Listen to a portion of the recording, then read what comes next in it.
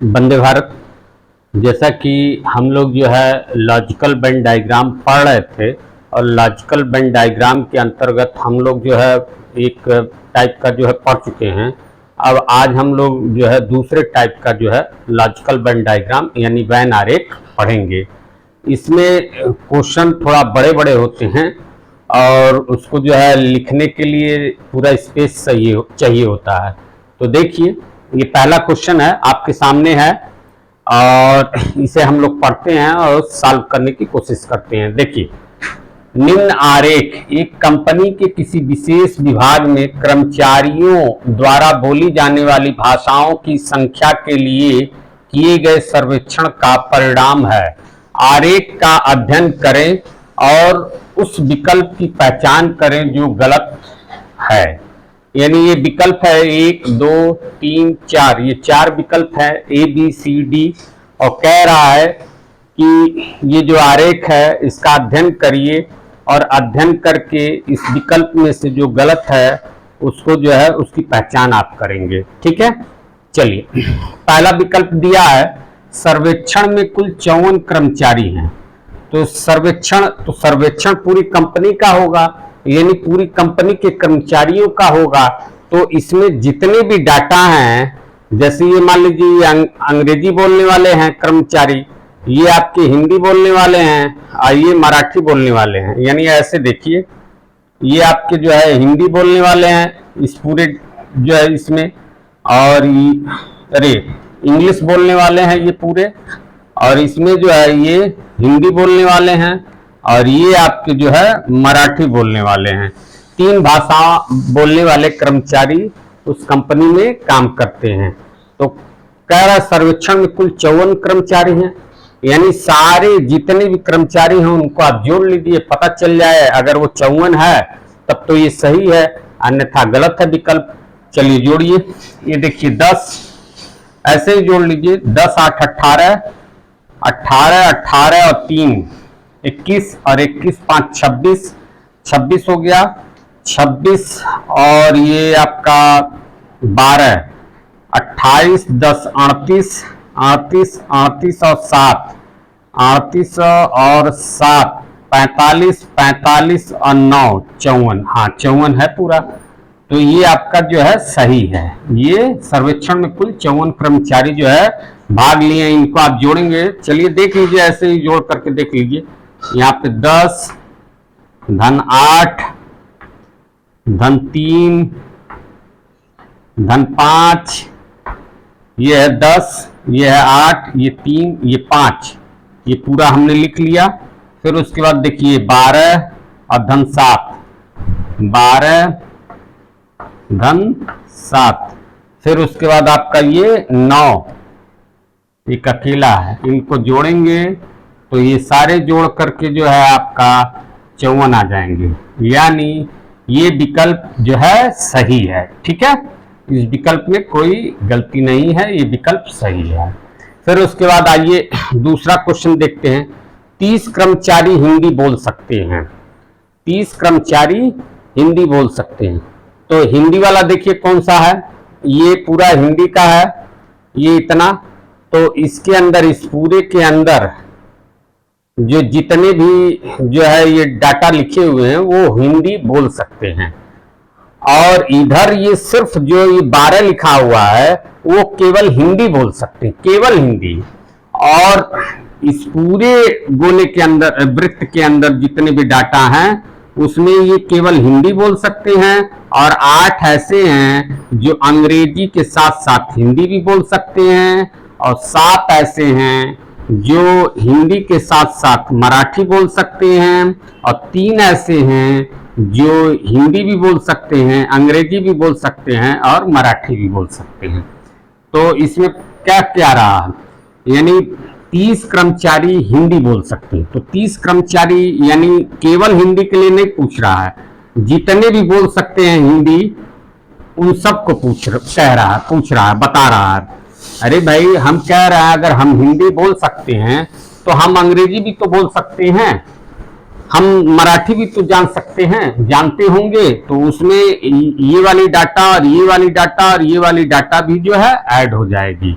तो हिंदी बोलने वालों की संख्या, ये हम इरेज कर दे रहे हैं, हिंदी बोलने वालों की संख्या आप जोड़ लीजिए, 12 8 जो है 20, 20 7 27, 27 3 30। हाँ, ये भी जो है आपका सही है, ये भी विकल्प आपका सही है। 12 8 20, 20 7 27, 27 3 30।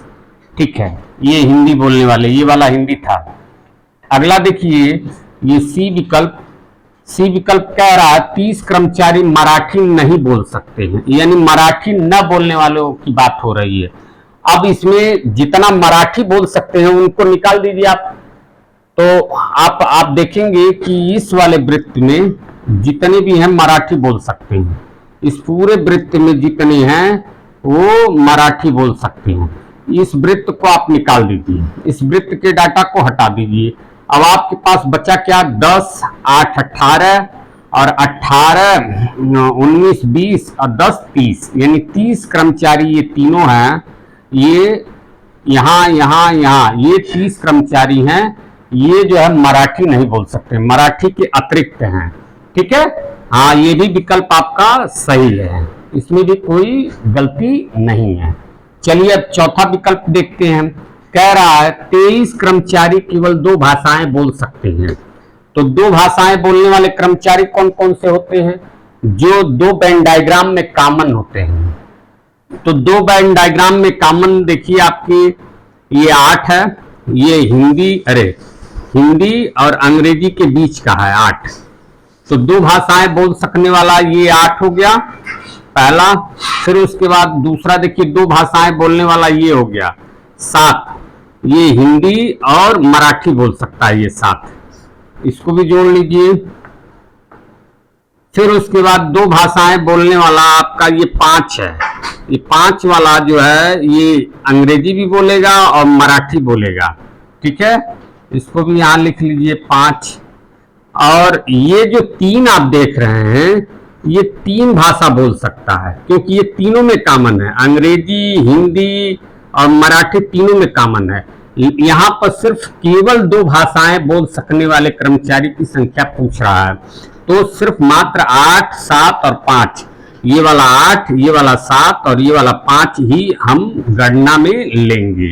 इनको जोड़िए, इनकी संख्या देखिए कितनी है, 8 7 15, 15 5 20, यानी 20 जो है कर्मचारी केवल 2 भाषाएं बोल सकते हैं। यहाँ पे लिखा हुआ 23, इसलिए ये गलत है, ये वाला विकल्प गलत है। ठीक है, आपको पता चल गया, यही वाला विकल्प गलत है, बाकी तीनों विकल्प सही हैं। ये पहला क्वेश्चन था, आप लोगों के सामने हमने जो है बड़ी अच्छी तरीके से जो है लगाने का प्रयास किया है। अब चलते हैं हम लोग दूसरा क्वेश्चन लगा। आइए दूसरा क्वेश्चन करते हैं, पहले पढ़ लेते हैं। एक कक्षा में 80 विद्यार्थी कंप्यूटर और गणित दोनों पढ़ते हैं, यानी कंप्यूटर और गणित दोनों पढ़ने वाले विद्यार्थियों की संख्या वो 80 है, यानी कॉमन है वो। ठीक है, जबकि 100 विद्यार्थी कंप्यूटर तथा 120 गणित पढ़ते हैं। उनमें से कितने केवल कंप्यूटर पढ़ते हैं तथा कितने केवल गणित पढ़ते हैं, ये क्वेश्चन है इनका। ठीक है, पहले चलिए हम लोग वेन डायग्राम इसका बनाते हैं। देखिए, ये मान लीजिए हम बनाते हैं एक सब्जेक्ट कंप्यूटर का वेन डायग्राम, फिर उसके बाद जो है दूसरा वेन डायग्राम हम जो है गणित का बनाते हैं। ये कंप्यूटर है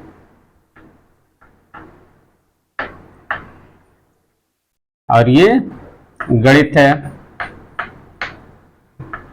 जब भी हम वेन डायग्राम बनाएंगे और इस तरीके के क्वेश्चन को सॉल्व करेंगे, तो उसमें जो डाटा की फीडिंग करना जब शुरू करेंगे वेन डायग्राम में, तो उसमें कॉमन पहले फीड करेंगे। ये तो 2 वाले का है, तो 2 वाले में यहाँ सिर्फ एक ही कॉमन मिलता है। जब 3 वालों में होगा तो 3 वाला भी कॉमन मिलेगा, 2 वाला भी कॉमन मिलेगा और 1 वाला भी मिलेगा। तो उसमें पहले 3 तरह से जो कॉमन मिल रहा है उसमें डाटा की फीडिंग करेंगे, फिर 2 वाले में फीडिंग करेंगे, फिर अकेला अकेला जो है फीडिंग करेंगे। ये 3 वाले के लिए है, ऐसे वाले के लिए। देखिए यहाँ पे ये तीनों में कॉमन है, तो पहले इसकी फीडिंग करेंगे, फिर उसके बाद दो दो वाली फीडिंग, ये और ये इनकी फीडिंग करेंगे दो दो वाली की, फिर अकेले अकेले की, अकेले की ये, अकेले की ये, अकेले की ये। ठीक है, ऐसे ही ये दो वाला है, तो दो वाले में एक ही जो है ये कॉमन मिल रहा है, तो पहले इसकी फीडिंग करेंगे, फिर उसके बाद इसकी फीडिंग करेंगे, फिर उसके बाद इसकी फीडिंग करेंगे। चलिए फीडिंग करते हैं। कह रहा है एक कक्षा में 80 विद्यार्थी कंप्यूटर और गणित दोनों पढ़ते हैं, यानी कॉमन, कॉमन क्या है, ये है, और इसी कॉमन में जो है हम 80 विद्यार्थी को जो है रख देते हैं, ये 80 विद्यार्थी इसमें आ गए। ठीक है, अब 80 विद्यार्थी कंप्यूटर और गणित दोनों पढ़ते हैं, जबकि 100 विद्यार्थी कंप्यूटर, 100 विद्यार्थी कंप्यूटर, अब ये कंप्यूटर है और कंप्यूटर का पूरा जो है ये सर्किल वेन डायग्राम पूरा यहां तक है, इसमें 100 होने चाहिए। 100 में से 80 तो पहले ही आ चुका है, तो इधर क्या लिख दें कि पूरा 100 हो जाए, 20 हो जाए, लिख देते हैं हम। तो 80 और 20 दोनों को जोड़ेंगे तो 100 हो जाएगा। ठीक है, जबकि 100 विद्यार्थी कंप्यूटर तथा 120 गणित पढ़ते हैं। 120 गणित, 120 गणित, गणित का ये पूरा है और गणित में 80 पहले ही आ चुका है, क्या इसमें जोड़ दें कि 120 हो जाए, तो इसमें 40 हम लोग जोड़ देते हैं। ठीक है, 40 जोड़ दिए, अब ये पूरा गणित जो है 80 और 40 120 हो जाएगा, और ये 20 और धन 80 कंप्यूटर वाले 100 हो जाएंगे। ठीक है, अब इसमें प्रश्न क्या पूछा है, पढ़ते हैं, उनमें से कितने केवल कंप्यूटर पढ़ते हैं। केवल कंप्यूटर जब पूछेगा तो आप ये कॉमन पार्ट को छोड़ देंगे। अब इतना जो, अरे इधर कंप्यूटर के लिए पूछ रहा है, तो ये कॉमन पार्ट छोड़ दीजिए, इधर का ये वाला एरिया जो बचा है कंप्यूटर के लिए, ये इतना पूरा, ये वाला एरिया। ठीक है, कॉमन पार्ट छोड़ करके, और इधर तो ये गणित वाला, ये पूरा छोड़ करके, यानी गणित का पूरा छोड़ दीजिए, अब केवल कंप्यूटर वाला ही ये बचेगा आपका, पूरा गणित निकाल दीजिए आप। ये गणित जब आप पूरा निकाल देंगे तो सिर्फ ये कंप्यूटर के लिए ये 20 ही बचेगा। तो वही पूछा, उनमें से कितने केवल कंप्यूटर पढ़ते हैं। तो केवल कंप्यूटर पढ़ने वालों की संख्या, केवल, इसको हम इरेज कर देते हैं,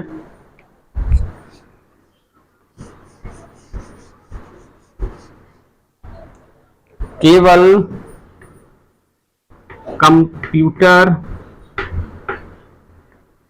पढ़ने वालों की संख्या, पढ़ने,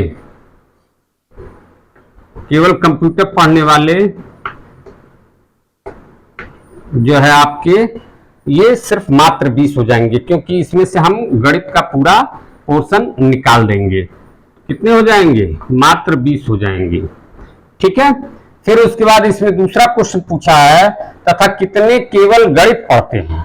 तो अब कितने केवल गणित पढ़ने के बारे में पूछ रहा है, तो अब हम क्या करेंगे, इसमें से कंप्यूटर वाला पूरा निकाल देंगे, यानी ये जो कंप्यूटर वाला एरिया है ये पूरा हम निकाल देंगे, यानी इसको ढक देंगे, तो क्या बचेगा, ये 40 जो बचेगा वो केवल गणित पढ़ने वाले बचेंगे। ठीक है, तो लिख लीजिए आंसर में, केवल गणित,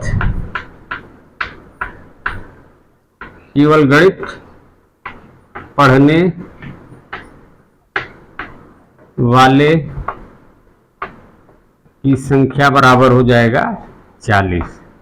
ठीक है, यही आंसर है इसका, यहां लिख लीजिए आंसर, ये आंसर है। चलिए अब हम लोग जो है तीसरा क्वेश्चन करते हैं, इसका स्क्रीनशॉट ले लीजिए, ले लीजिए। ठीक है, आइए अब हम लोग जो है तीसरा क्वेश्चन लगाते हैं। तीसरा क्वेश्चन देखिए, 5000 आबादी वाले एक नगर पंचायत में 3200 लोग चाय पीते हैं, यानी 5000 की नगर पंचायत की आबादी है, उसमें से 3200 लोग चाय पीते हैं।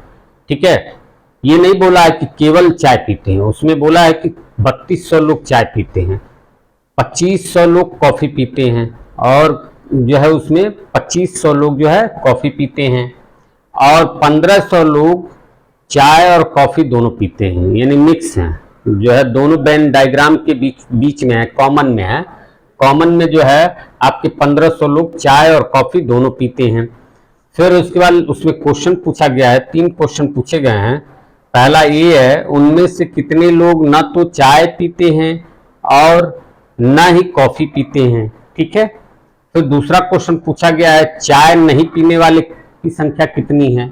फिर तीसरा क्वेश्चन पूछा गया है, कॉफी नहीं पीने वालों की संख्या कितनी है। ठीक है। आइए पहला इसका वेन डायग्राम बनाते हैं। तो इसमें वेन डायग्राम बनाने के लिए हमें सिर्फ जो है 2 ही वेन आरेख की जरूरत पड़ेगी, क्योंकि एक चाय पीने वालों की संख्या है और एक कॉफी पीने वालों की संख्या है। फिर उसके बाद उनके बीच एक कॉमन क्षेत्र मिलेगा आपको। चलिए बनाइए, देखिए। जैसे मान लीजिए ये है,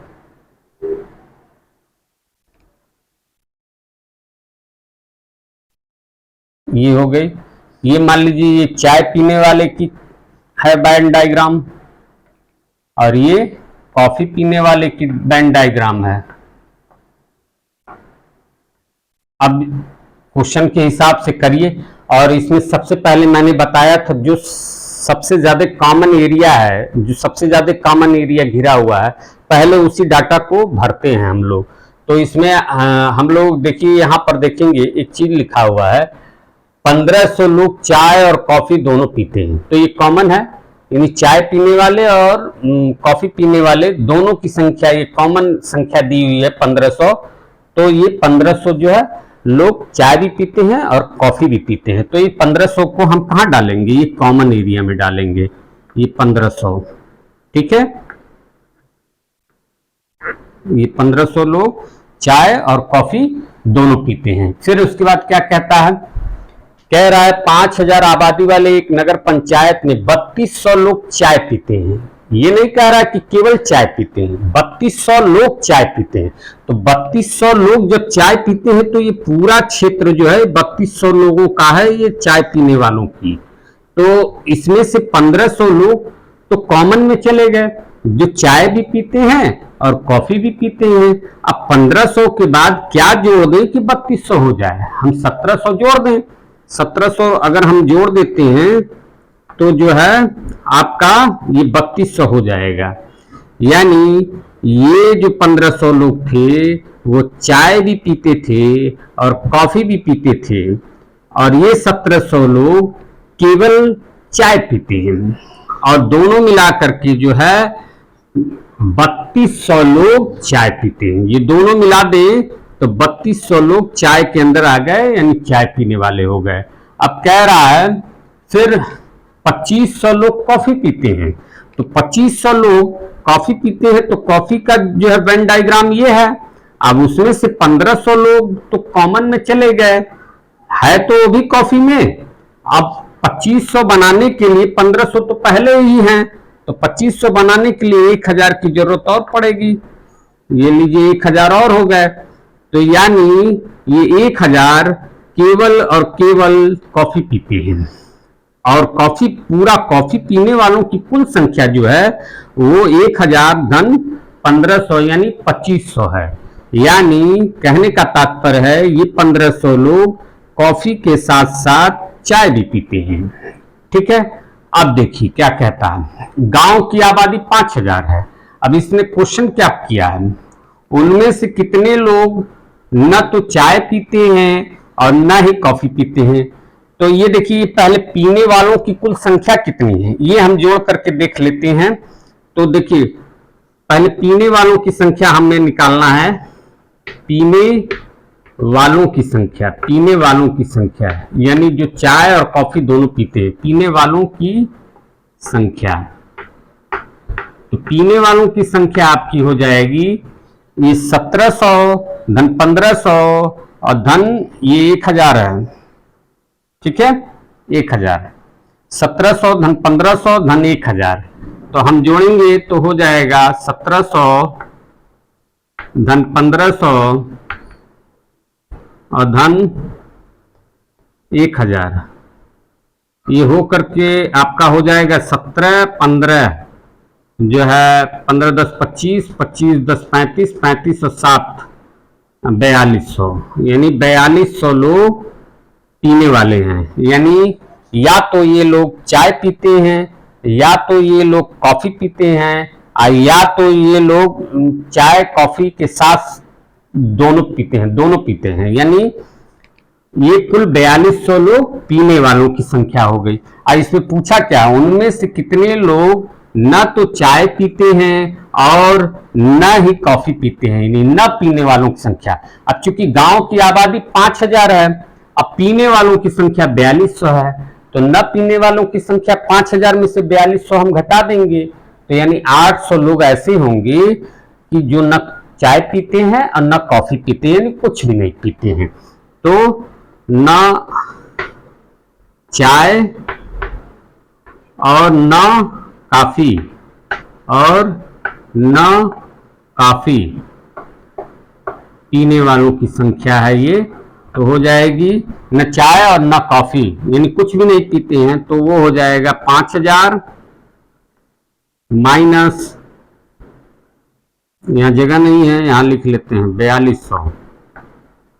ठीक है, 5000 में से 4200 घटाएंगे तो कितना आ जाएगा 800, यानी ये 800 लोग ऐसे हैं जो न चाय पीते हैं न कॉफी पीते हैं, कुछ भी नहीं पीते हैं। ये पहले क्वेश्चन का आंसर हो गया है ए का। ठीक है, फिर उसके बाद पूछ रहा है इसमें क्वेश्चन में, ये हम ऐसी जगह बना लेते हैं कि यहां पे हम क्वेश्चन हल कर रहे हैं। ठीक है, चलिए अब दूसरा क्वेश्चन पूछ रहा है चाय नहीं पीने वालों की संख्या। चाय नहीं पीने वालों, पहले तो हम क्या करेंगे, चाय पीने वालों की संख्या देख लीजिए। चाय पीने वालों की संख्या कितनी है, 1700 अधन 1500, 17 और 15 कितनी हो गई 3200। ये 3200 तो चाय पीने वालों की संख्या है, और चाय नहीं पीने वालों की संख्या, इसके अतिरिक्त जो बचेगा इसको हम छिपा लेते हैं, उसके बाद जो उसके अतिरिक्त बचेगा वही तो चाय नहीं पीने वालों की संख्या होगी। तो ये 1000 जो कॉफी पीने वाले की संख्या है वो चाय न पीने वालों की संख्या में जो है जुड़ जाएगी, तो चाय न पीने वालों की संख्या में हो जाएगा चाय न पीने वाले हो जाएगा ये 1000, ये 1000 तो है ही, और ये 800 जो ऐसे हैं जो न चाय पीते हैं न कॉफी पीते हैं। ये पूरा वेन डायग्राम सिर्फ पीने वालों की थी, गांव की आबादी तो 5000 थी, तो चाय न पीने वालों में ये 1000 तो ऐसे हैं जो कॉफी पीते हैं, चाय नहीं पीते हैं। चाय वाला हम हटा दिए, तो उसके बाद बचा ये कॉफी वाला, और साथ में 800 ऐसे हैं जो न कुछ भी नहीं पीते हैं, न चाय पीते हैं न कॉफी पीते हैं, इनको भी जोड़ देते हैं हम। ये आपका कितना हो गया 1800। ये आपके क्वेश्चन नंबर बी का आंसर हो गया, क्वेश्चन नंबर बी का आंसर हो गया ये। ठीक है, और ये आपका क्वेश्चन नंबर एक का आंसर था।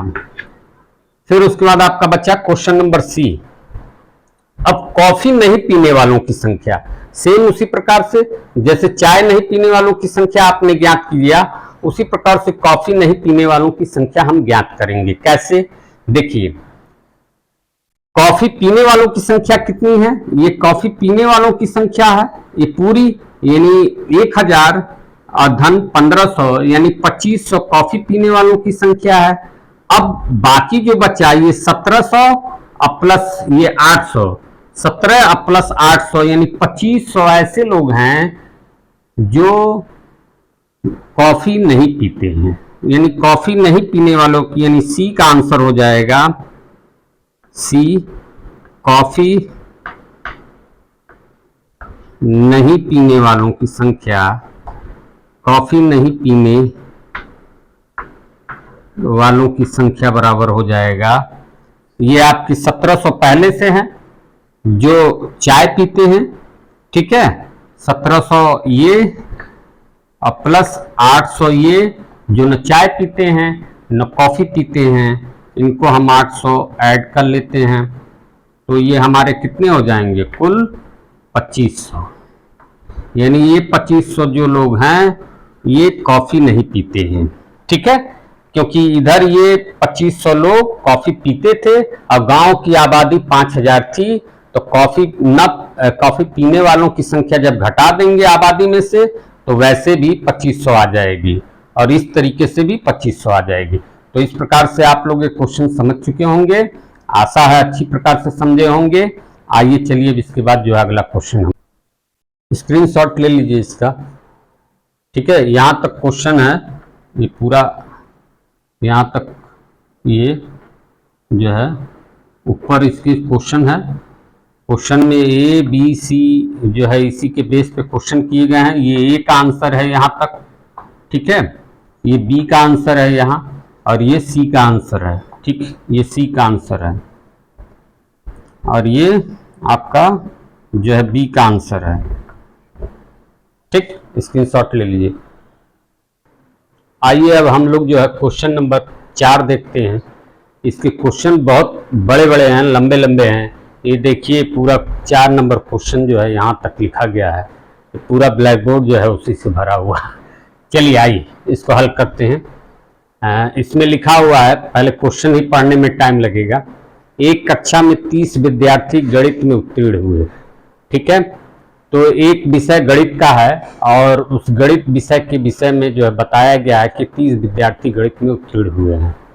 फिर 50 विद्यार्थी अंग्रेजी में उत्तीर्ण हुए हैं, यानी दूसरा विषय जो है आपका अंग्रेजी आ गया है और उसमें 50 विद्यार्थी जो है उत्तीर्ण हुए हैं, और 80 विद्यार्थी रीजनिंग में उत्तीर्ण हुए हैं। और तीसरा विषय जो है आपका रीजनिंग हो गया है और उसमें 80 विद्यार्थी जो है उत्तीर्ण हुए हैं।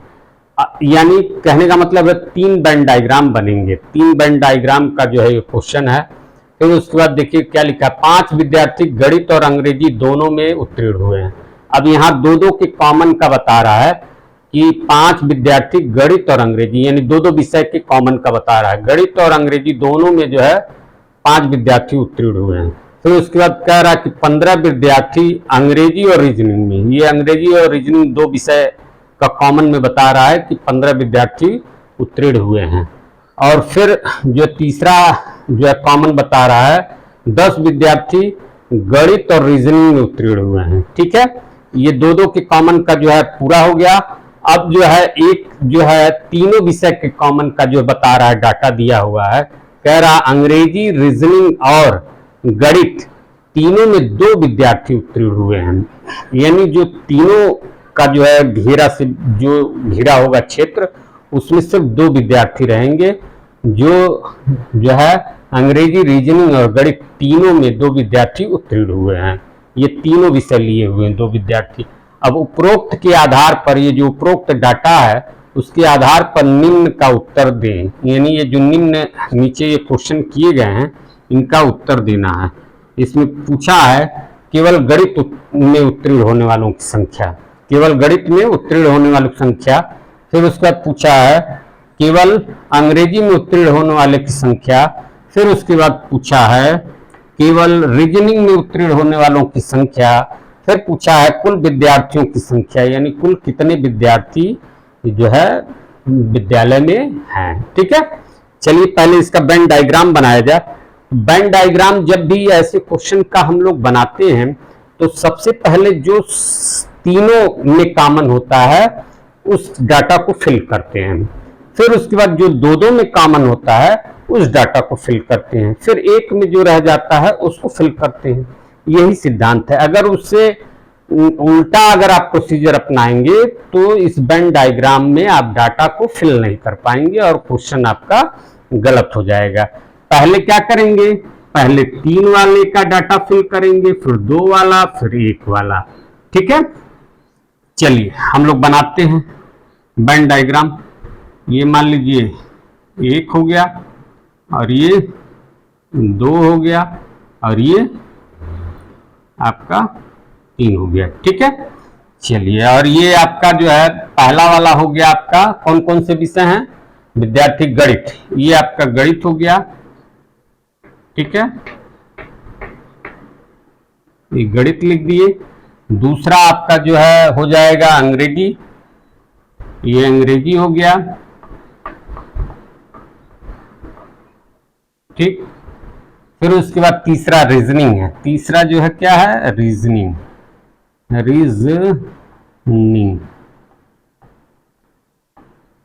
रीजनिंग सब्जेक्ट है ये, ठीक है।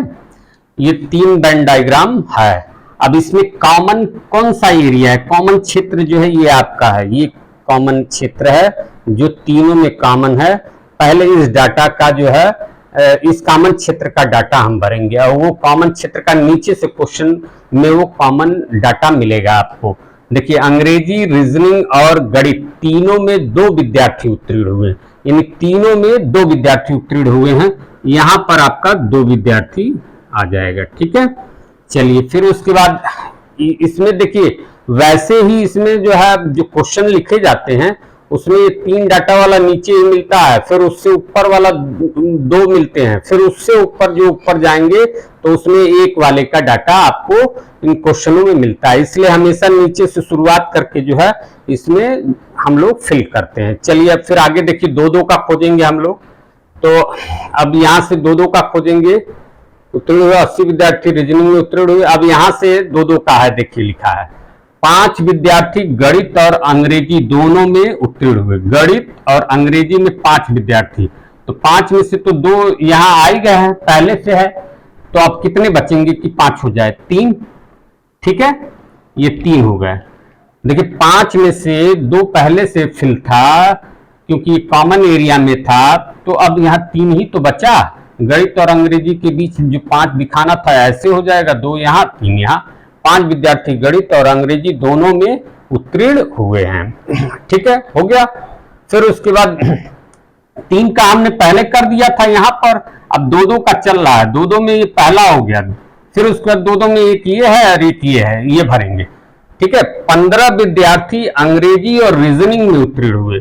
15 विद्यार्थी अंग्रेजी ये है, रीजनिंग ये है, ठीक है। 15 में से 2 तो यहाँ पहले से आ गए हैं, तो बाकी कितना बचेगा, 13। 13 जोड़ेंगे 2 में तभी तो 15 आएगा, ये 13 हो गए, ठीक है। 15 विद्यार्थी अंग्रेजी और रीजनिंग में उत्तीर्ण हुए हैं, ठीक। और फिर अब अगला दिया है और 10 विद्यार्थी गणित और रीजनिंग में उत्तीर्ण हुए। 10 विद्यार्थी गणित और रीजनिंग, ये गणित है और ये रीजनिंग है, तो 10 में से देखिए कॉमन डाटा में ये 2 यहाँ मिल ही रहा है, तो बाकी क्या बचेगा, 8, क्यों 10 ही तो हैं, ये दोनों मिला के 10 तो हो जाएंगे रीजनिंग और गणित में, ठीक हो गया। अब हम लोग जो है एक एक वाला डाटा भरेंगे। तो एक एक वाला डाटा देखिए क्या कह रहा है, कैसे भरेंगे उसको देखिए। एक कक्षा में 30 विद्यार्थी गणित में उत्तीर्ण हुए, गणित वाला ये है, ठीक है। 30 विद्यार्थी गणित में उत्तीर्ण हुए हैं। अब इसमें से 30 में से 3 2 5, 5 यहाँ है और 8 5 13, 13 पूरा जो है आपको ये पूरे गणित में डाटा पहले से उपस्थित है। जब 13 पहले से उपस्थित है तो 30 में से जब 13 घटा देंगे तो आपका 17 बचेगा। उस 17 को जो है हम लोग यहाँ लिख लेंगे, ठीक है, यानी 17 लोग जो है यहाँ आ गए।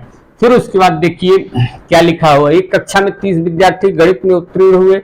फिर उसका लिखा 50 विद्यार्थी अंग्रेजी में उत्तीर्ण हुए। तो 50 अंग्रेजी में है, तो 50 जब अंग्रेजी में है तो देखिए अंग्रेजी के वेन डायग्राम में पहले से 13 2 15, 15 3 18 जो है पहले से हैं, और जब 18 पहले से इस वेन डायग्राम में उपस्थित हैं और 50 की संख्या दे रखी है, तो 50 यानी ये जो आपका क्या है 13 2 15 3 18, 18 50 में से 18 घटा देंगे तो आपका कितना बचेगा, 32। 32 जो है यहाँ आपका रहेगा, ठीक है। तभी तो ये पूरा टोटल जोड़ करके 50 होगा, समझ गए। फिर उसके बाद आइए इस वाले में, रीजनिंग वाले में हम लोग घुसते हैं। अब यहाँ लिखा हुआ है कि जो है 50 विद्यार्थी अंग्रेजी में उत्तीर्ण हुए और 80 विद्यार्थी रीजनिंग में उत्तीर्ण हुए हैं। अब 80 विद्यार्थी रीजनिंग में है, ये इस रीजनिंग वाले में पूरा इस वाले में 80 विद्यार्थी हैं। तो 80 में से पहले से ही कितना फिल है, 8 2 10 और 10 10 20 और 20 3 23, और 23 जो है आपका 80 में से घटाएंगे तो कितना आएगा, 57, ठीक है, ये 57 है, ठीक। अब पूरा जोड़ देंगे जब 57 13 2 8 ये पूरा जोड़ देंगे तो 80 हो जाएगा रीजनिंग का। तो देखिए किसी भी डाटा को फिल करने का यही रूल है, पहले 3 वाला यानी ये कॉमन वाला, फिर 2 वाला यानी 2 के कॉमन में ये और ये फिल करेंगे, फिर एक एक वाला हम जो है डालेंगे, एक एक वाला ये। अगर इस रूल को आप फॉलो करेंगे तभी जो है आप डाटा को किसी वेन डायग्राम में भर पाएंगे। चलिए अब आगे इनके क्वेश्चंस का जो है हम लोग सोल्यूशन देखें। क्या होगा हल? केवल गणित में उत्तीर्ण होने वालों की संख्या पूछी गई है। तो केवल गणित में उत्तीर्ण, तो देखिए गणित में कुल उत्तीर्ण तो ये 50 हैं पूरे, यानी 17 3 20 20 2 22 22 8 जो है ये 22 8 30, यानी कुल 30 हैं। ठीक है, केवल गणित में पूछा है तो गणित में कुल गणित में जो है 30 हैं। अब केवल गणित में 17 जो है लोग पास हुए हैं। तो इसका आंसर केवल गणित वाला बताना था, तो केवल गणित के लिए 17 लोग जो है उत्तीर्ण हुए हैं। इसका आंसर हो जाएगा 17। फिर उसका पूछा है केवल अंग्रेजी में उत्तीर्ण, तो केवल अंग्रेजी में उत्तीर्ण, यानी जब अंग्रेजी में केवल पूछा है तो ये रीजनिंग का पूरा उत्तीर्ण का निकाल देंगे इसमें से, अब पूरा गणित का उत्तीर्ण का इसमें से निकाल देंगे, तो बाकी क्या बचेगा? यही 32 तो बचेगा। तो ये केवल जो है 32 जो ऐसे लोग हैं जो केवल अंग्रेजी में उत्तीर्ण हुए हैं। फिर उसके बाद पूछ रहा है कि केवल रीजनिंग में उत्तीर्ण होने वाले की संख्या, तो ये बताइए जब गणित वाले की पूरा हम डाटा निकाल देंगे, अंग्रेजी वाले की पूरा डाटा निकाल देंगे, तो यही 57 तो बचेगा सिर्फ मात्र। तो ये 57 ऐसे लोग हैं जो केवल जो है रीजनिंग में उत्तीर्ण होने वाले हैं।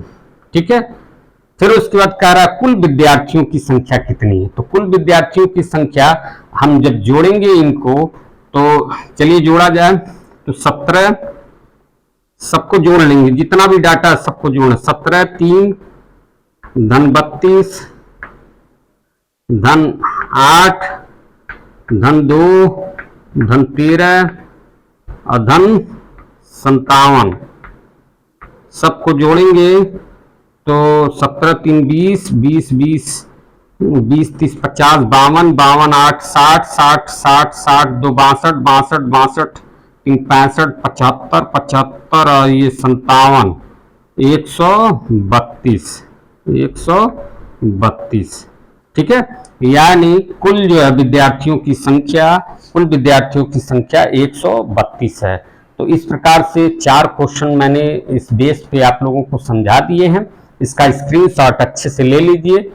ठीक है, नहीं समझ में आया तो आप लोग जो है उसमें डिस्क्रिप्शन बॉक्स में क्वेश्चन पूछ सकते हैं कि ये क्वेश्चन हमें नहीं आया, उसमें आप पूछ लीजिएगा। ठीक है, चलिए वंदे भारत।